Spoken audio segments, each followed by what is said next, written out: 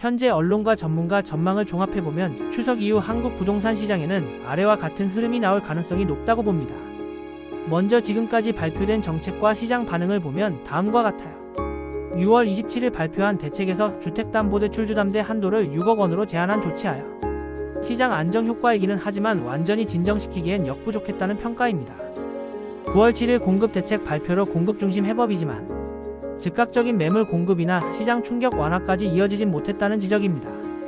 최근 서울 아파트 가격이 9월 마지막 주 기준으로 주간 0.27% 상승 등을 보이며 상승 흐름을 이어가는 모습을 보입니다. 정부는 만약 추석 이후에도 집값 과열 조짐이 지속된다면 더 센 수요 억제책 또는 종합대책을 내놓겠다는 기조를 이미 언급해둔 상태입니다. 이런 배경에서 충격적인 발표가 등장할 가능성은 결코 낮지 않습니다. 추석 이후 가능성 있는 정책 시나리오입니다. 다음은 전문가들이 거론하는 앞으로 나올 가능성이 큰 규제 또는 제도 변화들입니다. 주택담보대출 한도 촉소 현재 6억 원 수준의 제한을 더 낮춰 4억 원대 등으로 조정 가능성 언급됩니다. 대출 여력이 줄면서 수요 위축되어 무주택 실수요자 타격 가능성도 있습니다. 한강 벨트 등 과열 지역을 중심으로 규제 지역 확대 또는 토지 거래허 가구역 지정 고려 중입니다. 보유세 세제 개편 강화구 가구액 주택 중심으로 보유세 인상 또는 세 부담 구조 조정 가능성이 제기되고 있습니다.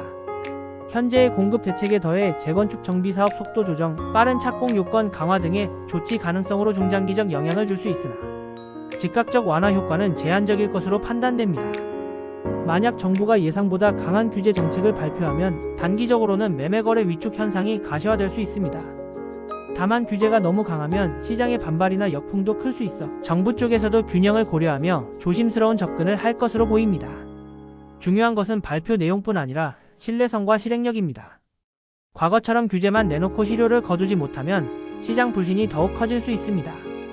토지사랑TV 채널에서 제공해드렸습니다. 앞으로도 회원님들께 도움되는 정보 발빠르게 전달해드립니다. 구독, 좋아요, 추천 부탁드립니다.